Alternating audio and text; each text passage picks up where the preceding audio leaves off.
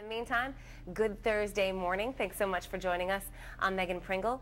People here this morning were getting ready in Locust Point when they heard a loud boom, and they described what they felt was a tremor. One woman tells us that she was feeding her baby. She thought her roof was caving in.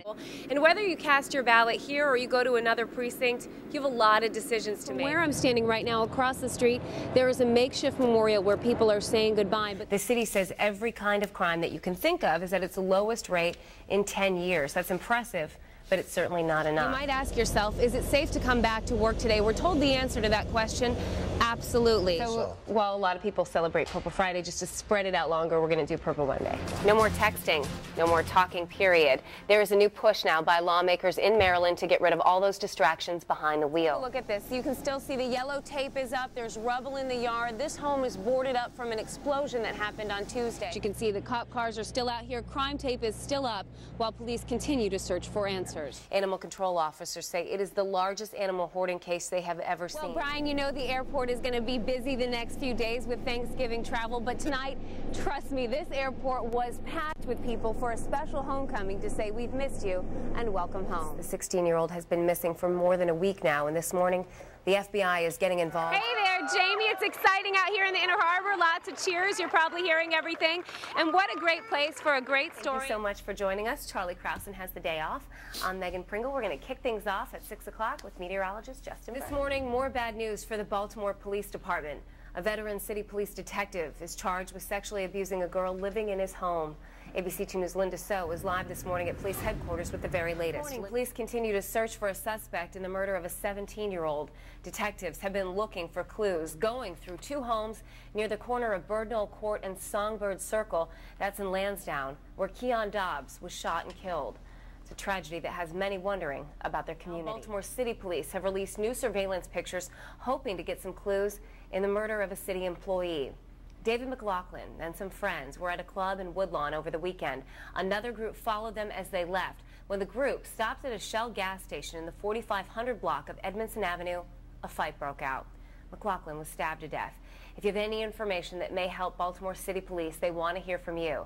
The number's on your screen. It's 410-396-2012. We're learning new information this morning about the man killed in a house fire in northwest Baltimore. The two-alarm fire broke out Tuesday on Springdale Avenue. Authorities say the victim is 63-year-old Roger Carter. His estranged wife says that Carter just published a book in February. Right now, though, this morning, there is still no word on what caused that fire. Well, your Facebook password, your work password, your Twitter account, we have so many passwords for different reasons, and whether they remain private or not will be discussed today in Annapolis. There's going to be a hearing on a bill that would make it illegal for your boss to ask for your usernames and your passwords for online websites. Cherie Johnson's here to explain more. Cherie. It may have been 38 years ago, but for family and friends of Susan Fallon, the memory remains fresh. I was shocked. It doesn't make any sense. It was October 4th, 1973. Alan Krevlin, Susan's old schoolmate, was a young cadet in this police department, excited to be on the scene of his first homicide. Not knowing the victim's name, he helped detectives canvass a wooded area off Missouri Avenue in Brandywine, Prince George's County. Human remains had been found in a burning car. After we completed the search, we were just kind of standing around, and we asked, obviously, what happened. The detective explained to Alan the body of a young woman had been found in the car. She had been murdered, placed in a vehicle, and set on fire. Somebody asked, who was she, where'd she live, and they said, well, she was from Oxon Hill.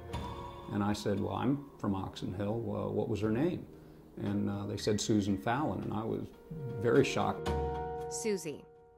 He went to junior high school and high school with her. They were in the chorus together. Their older brothers were friends. It was kind of a numbing feeling, here you are wanting to start a career as a police officer, and then the next thing you know, a person that you knew had been murdered. Susie's older brother, Mike, served in the Navy. He was stationed in Virginia when he got the call.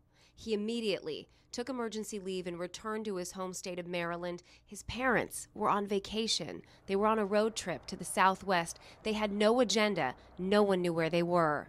We didn't find them for several days.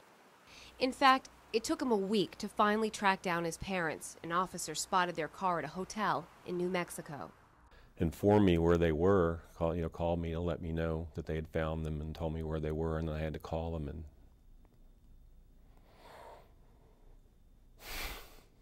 For police, Susan's murder remained a mystery and baffled detectives. She was young, 22 years old, studying pharmacy at the University of Maryland College Park. She had no criminal ties and was described as a good girl from a good family.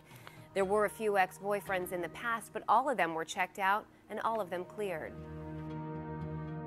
She led a low-risk lifestyle. She didn't put herself out there. She wasn't involved with, criminal element. The investigation now lies in the hands of cold case detective David Morissette. He got the case back in 2009 and spent the last 2 years retracing the steps of the original detectives.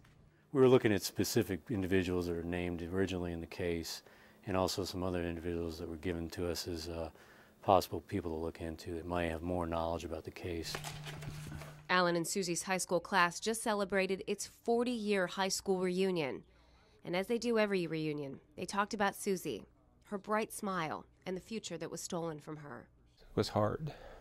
Mike lost his father in 2000. He says his dad took Susie's death the hardest.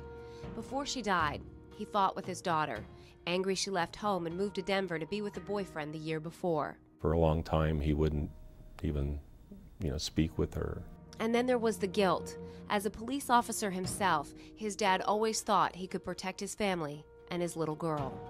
He kind of always thought that if he'd have been home, it wouldn't have happened.